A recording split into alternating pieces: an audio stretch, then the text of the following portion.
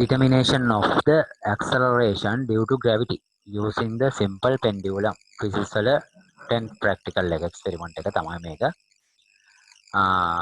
මේකෙදී අපි pendulum simple pendulum එක තමයි use කරන්නේ.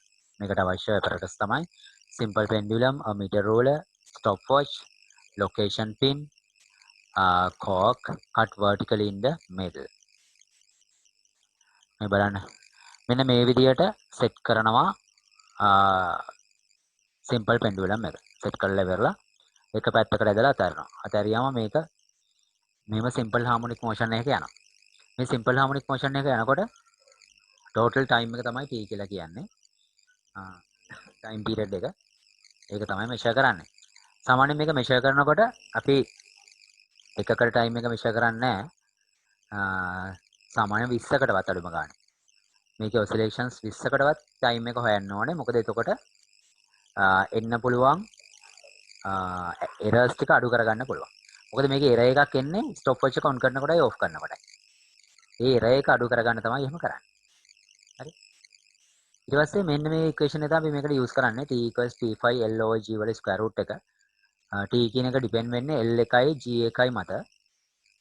time period එක. l කියන්නේ මේ length එක, g කියන්නේ gravitational acceleration එක. මේක square කරනවා t square = 4 5 square OGL. එතකොට t square L එකත් එක්ක තමයි graph එක අඳින්නේ. L තමයි අපි වෙනස් කරන එක. ඒ කියන්නේ මේ simple pendulum එකේ height එක වෙනස් කර කර මෙයාට යන time එක තමයි අපි හොයන්නේ. එතකොට ඒකෙන් එන graph එක තමයි මේ තියෙන්නේ. so y = mx type එකේ graph එකක් එනවා. ඕකෙන් තමයි අපි මෙයාගේ gradient එක ගන්න. gradient එක ගත්තම 4 5 square over g gradient එකට equal වෙනවා. ඒක භාවිතා කරලා g හොයන්න පුළුවන්. gravitational acceleration එක හොයන්න තමයි මේ practical එක use කරන්නේ. පුළුවන් තරම් මේ oscillations ගානක් ගන්න තරමට හොඳයි. අපි 20ක් 25ක්වත් අඩුම ගානේ ගන්න ඕනේ. මොකද 50ක් 100ක් ගන්න අමාරුයි. මොකද මේක ටික ටික මෙයාගේ amplitude එක අඩු වෙනවා. ඒක නිසා හරි අමාරුයි අන්තිමට වැඩි ගණන් ගන්න ගියාම හොයන්න අමාරුයි. සාමාන්‍යයෙන් අපිට 9.78 වගේ value එකක් හරිනම් එන්න ඕනේ. නමුත් ඊට ආසන්න අගයක්වත් අපිට ආවොත් මේක accuracy එක වැඩි කියලා ගන්න පුළුවන්. ඒ විතරක් නෙවෙයි මේක measure කරනකොට අපි time stopwatch එක on කරන්නේ 3 2 1 කොහොම ගණන් කරලා තමයි 0 වලට ආවම stopwatch එක on කරන්නේ. ඊට පස්සේ off කරනවා 25ක් හරි 20ක් හරි ගත්තට පස්සේ. ඒතර total reading එක අරගෙන time එක හොයන්න 20ෙන් බෙදනවා. නැත්නම් 25ෙන් බෙදනවා. ගත්ත ගානේ. ඇයි මෙහෙම කරන්නේ? අපි මේකට එතකොට මේ rhythm එකට set වෙනවා. ඒක අපි දන්නවා මේ වෙලාවේ තමයි හරියටම stopwatch මේ mass එක යටටම එන්නේ. ඒතර තමයි stopwatch එක on කරන්න ඕන off කරනකොට කියලා අපිට idea එකක් එනවා. ඒක හරියටම එනකන් තමයි මේ 3 2 1 කියලා අරගෙන reverse order එකට අරගෙන මේ calculate කරන්නේ.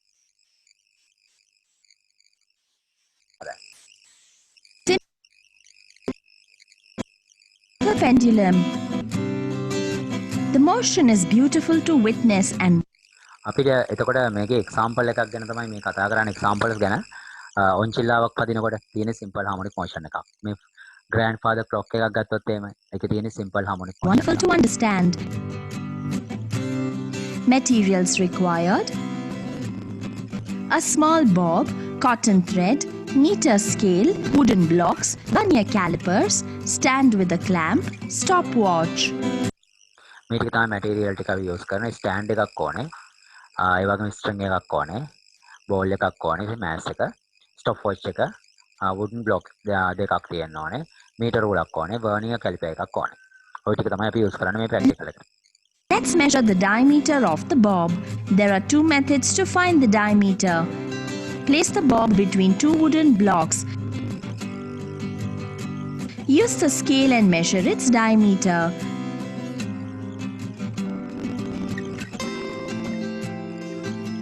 Alternatively, we can use vernier calipers to measure the diameter of the bob.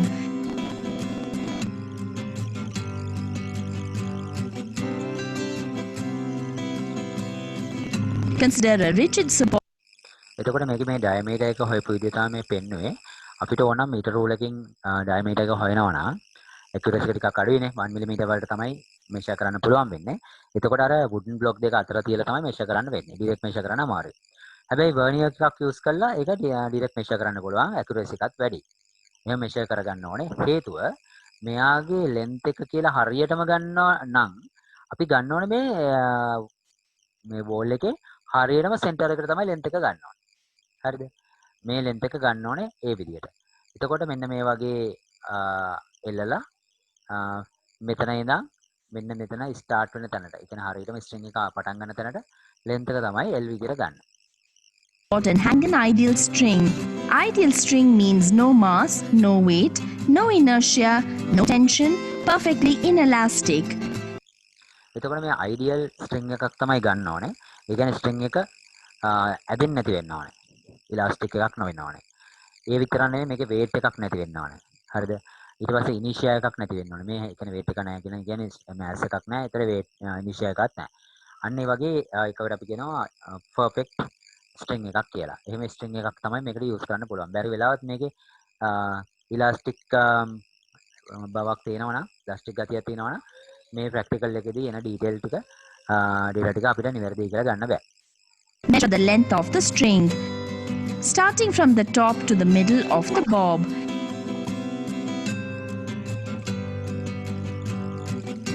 Displace the small bob from equilibrium and let it oscillate. It oscillates a simple pendulum. මේක practical එක කරනකොට අපි මෙතනින් තියනවා මතකද මේකදී අපි කතා කරා තියනවා කියලා මේකේ අවශ්‍ය මැටීරියල් වලට මැටීරියල් රික්වයර්ඩ් වලට අපි කතා කරපු දෙයක් තිබ්බා. මොකද්ද? ලොකේෂන් පින් එකක්. දැන් මේ ප්‍රැක්ටිකල් එකේ තියෙන වීඩියෝ එකේදී මේ ලොකේෂන් පින් එක යූස් කරන්නේ නැහැ. හේතුව මේ ස්ටෑන්ඩ් එකේ හරියටම මෙන්න මේ රොඩ් එක කෙලින් තමයි මෙයා තියලා මෙෂර් කරන්නේ. නමුත් ඒක එච්චරම perfect method එකක් නෙවෙයි. ඒක නිසා අපි කරන්න ඕනේ මෙයාගේ පහළම පොසිෂන් එකේදී මේ මෙයා එනවා මෙතනට එන lowest position එකේ තියෙන පොසිෂන් එකේදී මේ ලොකේෂන් පින් එක මෙතන තියන්න ඕනේ. ලොකේෂන් පින් එක කියලා කියන්නේ නිකම්ම කූරක් වගේ එකක්. ඒ කියන්නේ පින් එක. ඒ පින් එක ගහලා තින්නේ wooden block එකක. ඒක ස්ටෑන්ඩ් එක විදිහට මෙතන තියලා හරියටම මේකේ මේ පහළම ලක්ෂයට ටච් වෙන්න නොවෙන්න ඔන්න මෙන්න තියෙන තමයි ඒ පින් එක තියන්නේ. ඒතර මෙතන ඉඳන් තමයි ස්ටොප් වොච් එක ඔන් ඔෆ් කරන්නේ හරියටම මෙයා පාස් වෙන තැනදී. ඒකවල තමයි හරියටම රීඩින් එක අපිට ගන්න පුළුවන් වෙන්නේ. ඉතින් ඒ වැඩේත් කරන්න ඕනේ. ඒ වගේම තමයි මේකට දෙන ඔසිලේෂන් එක ගොඩක් පොඩි එකක්. බලන්න මේකේ පොඩි ඇන්ගල් එකක් තමයි යන්නේ. ඔයගලන්ට මතක ඇති සිම්පල් හාමොනික් මෝෂන් වල මේ ඉක්වේෂන් එක අපි ඩිරයිව් කරනකොට මේකේ ගන්නේ ස්මෝල් ඇන්ගල් වලට විතරක් හරියනවා කියලා. මොකද අපි ඒකෙදි ගන්නවා sin theta, theta, tan theta ඔක්කොම equal values කියලා. මොකද සාමාන්‍යයෙන් 10 degrees වලට වඩා අඩු වෙනකොට ඔය ඔක්කොම එකම ගාන කිට්ටු වගේක් තමයි යන්නේ. එකම ගාන ගත්තා කියලා ප්‍රශ්නයක් වෙන්නේ නැහැ. ඉතින් අන්නේ කන්ඩිෂන් ටිකට හරියන විදිහට තමයි මෙයා ගන්න. ඒ නිසා අපි ඕනාට වඩා මෙයා ඔසිලේට් කරොත් එහෙම මේ ලොකු ගානකට මෙයා පැද්දුවොත් එහෙම මොකද වෙන්නේ? ලැබෙන රීඩින්ග්ස් ටික පර්ෆෙක්ට් කියලා ගන්න බෑ.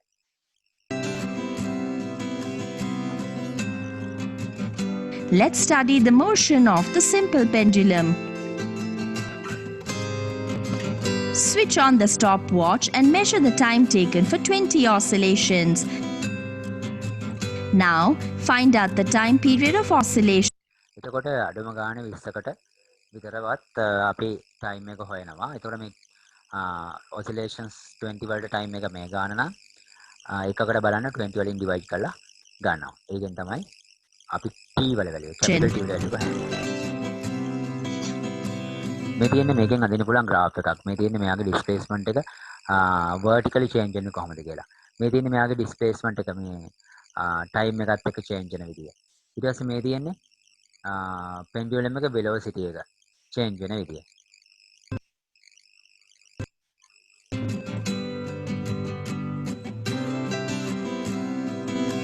T is equal to time for 20 oscillations by 20.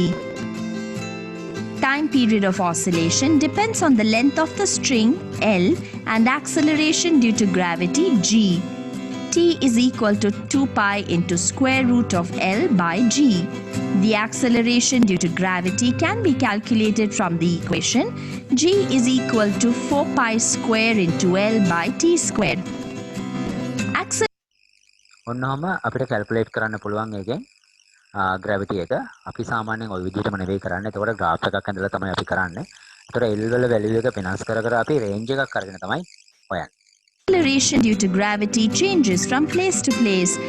Acceleration due to gravity on moon is 1/6 of that in Earth. එතකොට මේ gravitational acceleration එක තනින් තනට වෙනස්. ඒක depend වෙන්නේ මෙයාගේ mass එකත් එක්ක.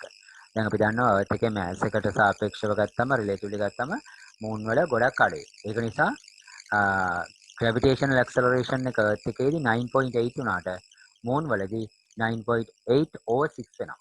පොඩි ගාණක් තමයි එන්නේ. එතකොට ඒක depend වෙනවා මෙයාගේ mass එකත් එක්ක.